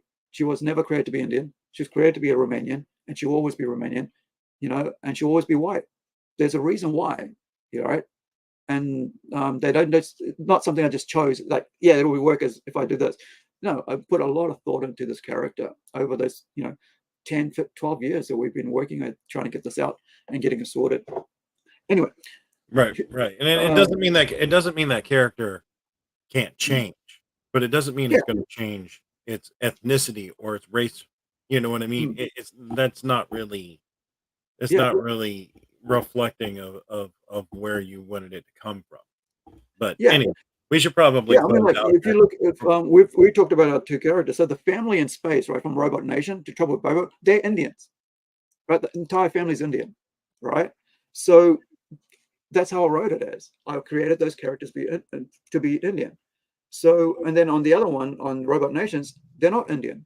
So, you know, we as creators, we put a lot of thinking behind why we do what we do, because you got to look at how you designed the character, what the look is going to be, you know, how they fit into the scheme of things. So that's where I'm at that. So thank you. Hawke, do you want to finish us off here? Yeah, And yeah, Hugo, yeah. thank you for joining us, man. I really appreciate it. You know, yes, I wanted to thank everyone for pledging to the Incredi-Girl Kickstarter campaign. Please try and get it out there a little bit more. We still have about 68 hours to go, so let's try and spread that word. If you're a little hesitant about jumping into the campaign, you no longer need to be hesitant. Like, we're 100% funded. Now's your chance to jump in and make sure you get a copy of that. Thank you everyone that's helped support and got us there. I want to thank all of the creative team. I want to thank Aru, Kevin, Hugo, Sean. You know, we also need to thank James Hill. We need to thank him as well for all those wonderful covers. And we're just very appreciative that we got here. And yeah, let's see if we can't hit those stretch goals. Those will be updated on the campaign real soon, and you'll be able to see those new cards, which will get us there at 1100 and 1200. So, or I'm sorry, 1012.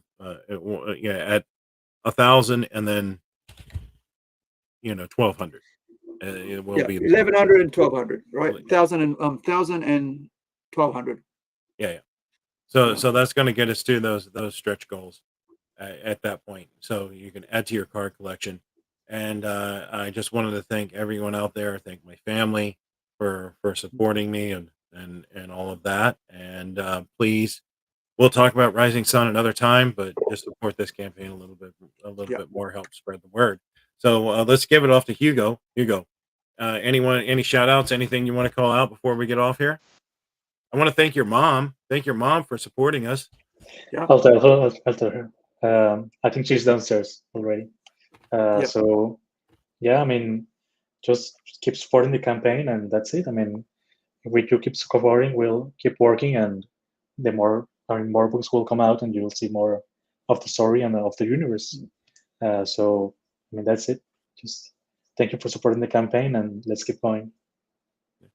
Awesome. All right, Aru, up to you. Any closing statements? Thank you, guys. I'm so excited. Thank you for the 100% support, man. Like, sometimes there's no words, but I'm really excited. I'm really thankful, and I'm really grateful for all you guys have done for us. And for all the shares, in shock, ladies and gentlemen. Yeah, for sharers, for the newsletter, for the emails that you put out our links into on your posts, on your social media, on your Twitter, just following, and also for all the creatives that brought their teams to watch and to support as well. We've worked hard. This is the book I'm proud of. That's why it's out there first. And having Hugo come in and do the amazing artwork and coloring on it, and it's just been a blessing, as well as Kevin and and James, the artwork that's come in with the pencils and stuff. I'm just excited. Don't forget Shane Evans. I can't wait for James to work out. Sorry. Don't forget Shane Evans. Oh yeah, Shane. Yeah, my best mate Shane. His covers as well. Like that's it. And so if you want, let me just put out his Facebook. So if you guys, and on Insta. So if you want to see some of his work, this is what you look up, right? So and this is where I'm going to finish off. All right. So this is Shane's work, and this is his style, and this is his gift that I got from Christmas from him, right? Because he knows that, this is part of my history as a comic book fan. When I was 8, 9 years old, my neighbor across the road used to have 2080 comics, so I didn't have to pay for it. But later on, I did pay for it when I moved away and bought my own comics. So this is Shane. You can find him on Facebook and Instagram as Art of Evans for his work. All right. So yeah, with that, kakite ano. Thank you for joining us. Hit that like button, subscribe, and share. And thank you for everything, guys. I'm really, thank you, backers. Thank you. You've made me very happy. You've made our team very happy. And can't wait to get number 2 out. As soon as this is out the door, number 2 is coming, right? And like I said, 5 o'clock this morning, I was lettering page 14 and 15 of number 2. So we're going to keep Hugo working as soon as this one's over. We got him going. So thank you, guys, and we'll see you next time. Be well. 100%, baby, all the way.